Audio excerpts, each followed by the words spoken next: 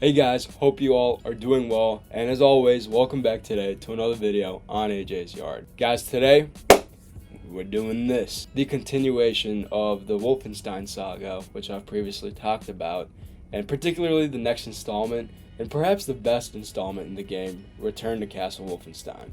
If I had to make sort of a top 5 or top 10 list of my favorite video games of all time, then I would say that Return to Castle Wolfenstein is easily in all of them. So it feels a little premature to make this video because it is my favorite game and I want to save it. But fuck it, I'll just end up making another video for it in the future. Return to Castle Wolfenstein is a first-player video game that was developed by a small studio called Grey Matter Interactive and published by the tech giant Activision. I've covered this series before previously that I call the intro games. And while those were sort of necessary to learn a little bit of the history of Wolfenstein, this game right here is where the actual, in my opinion, sort of appeal for most gamers starts. Return to Castle Wolfenstein was released in 2001 for Microsoft Windows and later for other platforms like PlayStation 2 and Xbox. The game was built on the ID Tech 3 engine and sort of provided impressive graphics and gameplay, for its time. I mean, it's back in 2001. And while Return to Castle Wolfenstein had its own multiplayer mode, I'm not going to be focusing on that. I'm going to be focusing on the solo player missions that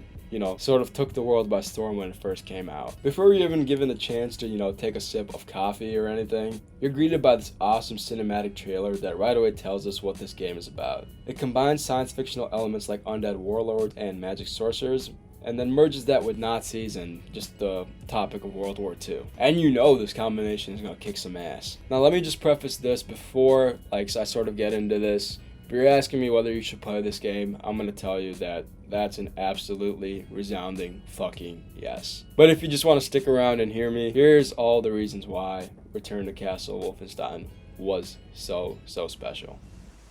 Return to Castle Wolfenstein immediately. Notify Herr Himmler. We found him.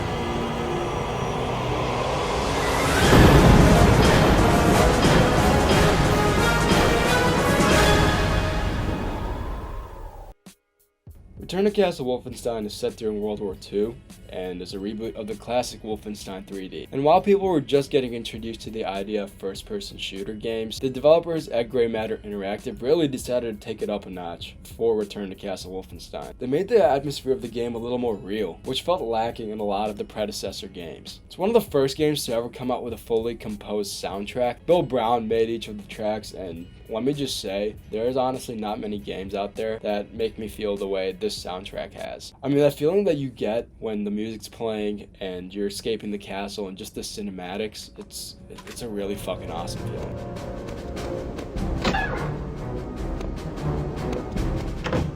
The player takes on the role of BJ Blazkowicz, which I just call Blasco, go figure. But anyways, Blasco is an American OSA agent, and he's on a mission to investigate Nazi experiments of supernatural elements. The OSA, which stands for the Office of Strategic Actions, is a combined force of the British and Americans tasked to disrupt Nazi operations and development of technology. So, advanced weapons, rocketry, chemical and biological research. Now, the occult. It still doesn't add up. The OSA sends Blasco to Castle Wolfenstein for his mission along with his partner Agent 1. Castle Wolfenstein is located in the Harz Mountains of northern Germany. The castle is under Heinrich Himmler's watch, which if you didn't know is sort of the second in command for all this Nazi bullshit. And he sort of tasked the castle with two main jobs. The first is to dig for the burial site of the ancient warlord called Heinrich I, who we saw in the opening cinematic for the game. And the second is to torture any prisoners of war they might have. And unfortunately, for our protagonist, this means that Blasco and his associate, Agent 1, are captured when their infiltration plan sort of goes sideways. But you're going to catch on that it's going to take a little more than just being locked up in a cell to make sure that Blasco is dead. He pulls some ninja shit and is able to get a jump on a guard by just basically falling on him from the roof.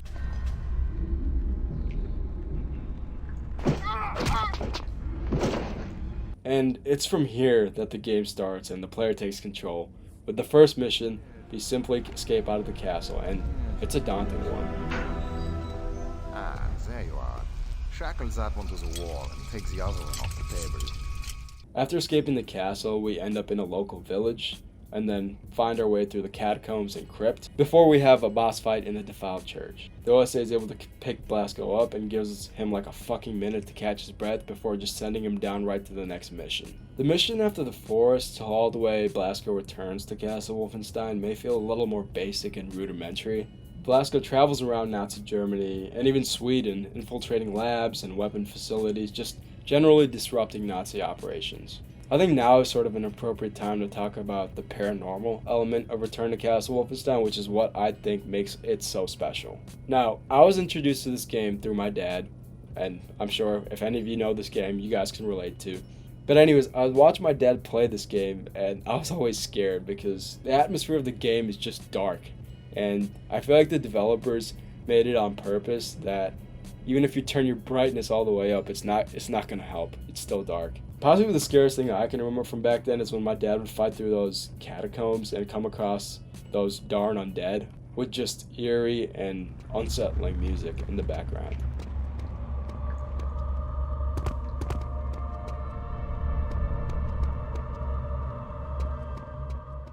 Aside from me having nightmares as a kid, the game does a great job of blending in that paranormal and science fiction with sort of just regular World War II Nazi sort of themes. There are these undead which I talked about, which you'll encounter in the crypt and catacombs, but then there's also these freakish experiments that the Nazis made, which you'll encounter in the weapons facility and the X labs.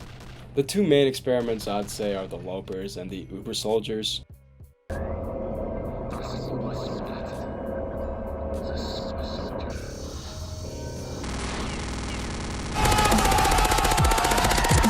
Just a little side note about the Lopers, these guys literally kill anything they see in sight, Nazi soldier or not. Really begs the question of why they made these fuckers in the first place. Clearly the Nazi brass would be pissed if they saw this is the shit that their money was being spent on. Is that understood, Major? Perfectly, Herr Oberführer. But when Blasco finally returns to Castle Wolfenstein, because he has to, because it's the fucking name of the game, he confronts the warlord Heinrich I after the Nazis finally find the burial site and accomplish their goal of resurrecting him. What? I live again. But if you didn't figure it out by now, there's nothing that Blasco can't do, and I mean literally. He just puts a stop to all that shit by pumping endless rounds of lead into Heinrich's ugly ass face.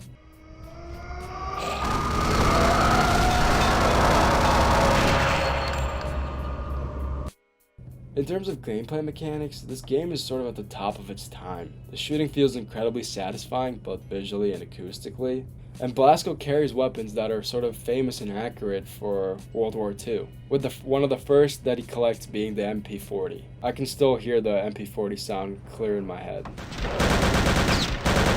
To be successful in this game sort of takes a lot. Just in sort of the damage output and the damage that you take, you can tack on damage really fast, especially when enemies sort of lock on to you. It becomes so honestly difficult at times that you just pray that you hear that sweet ending that comes at the end of every mission.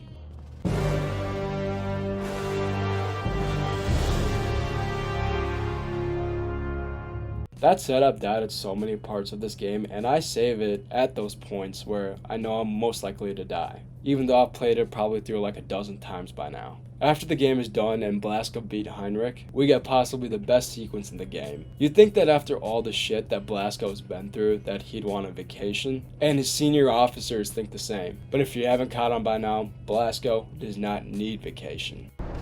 Well, I hope at least he's enjoying some well-deserved time off.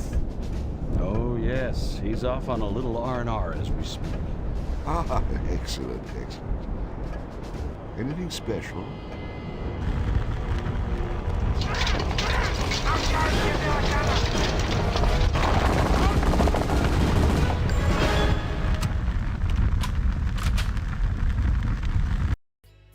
If I had to sum it up, I mean this campaign is just a pure combination of just adrenaline pumping and just badassery. With Blasco's tough character, to the shooting, the story, the paranormal, it just all comes together so well and makes this game so iconic and special. It's been 23 years since this game came out, and the fact that I still think about it a lot really means something. like I said, if I had to pick a favorite game, this would sort of be at least a consideration in there. I don't think there's too much critique around this game. I mean, it's aged just like fine wine. Some people will definitely say that this game is too hard, which I'll counter with the fact that it's meant to be. I mean, you did not sign up for fucking Fortnite. This game is the best of the Wolfenstein series, and that's just not even a question. Like I said, I'll revisit this game till Kingdom Come, and highly encourage you all to play it. It's only like $5 on Steam. There's some additional things you have to do to get the software to run, which I'll link a video for it up here, or up here, whatever. But yeah, once you're done those steps, you pay that $5, boom, you're in, and you're shooting Nazis, and playing one of the most badass protagonists in all of gaming history. Anyways, that's sort of my spiel on Return to Castle Wolfenstein. I hope you guys have enjoyed, and as always, family, take it easy, and peace.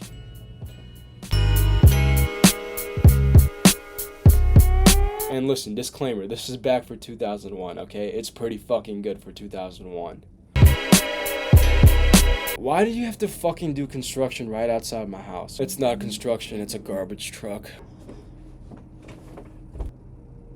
Alright, they're gone. Let's go.